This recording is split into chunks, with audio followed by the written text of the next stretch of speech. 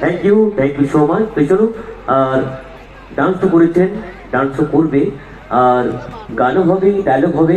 এখন আপনারা কি শুনতে চাইছেন? এবার কি আরেকটা গান হবে? তখন থেকে কিন্তু বাংলা গান হয়েছে, তাহলে এবার কি একটা হিন্দি গান হবে? আচ্ছা, ওনার পক্ষ থেকে একটা কথা বলতে চাই আপনাদের সবার উদ্দেশ্যে।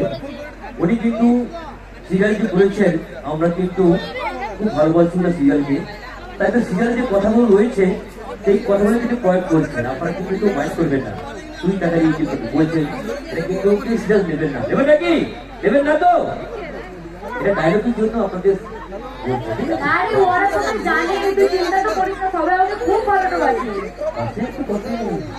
আচ্ছা, সুরেশ দাদা একটু কথা বলিনি, অনেক নাচ গান তো হলো।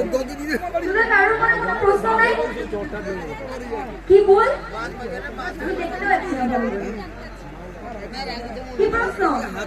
কি প্রশ্ন আছে? বলতে পারি, উঠে এসো, উঠে এসো।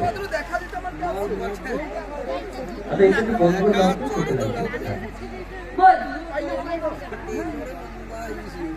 কোন ক্লাসে পড়ি? রাঙামতি না মনীষা? মনীষা মন্ডলের পড়াশোনা শেষ হয়ে গেছে, মাস্টার্স কমপ্লিট হয়ে গেছে, আর রাঙামতি ক্লাস 8 অব্দি পড়েছে। তাই তো নাকি? ঠিক আছে তো, খুশি তো? আচ্ছা, অনেকে বলতে পারছে না কথা, লজ্জা পাচ্ছে।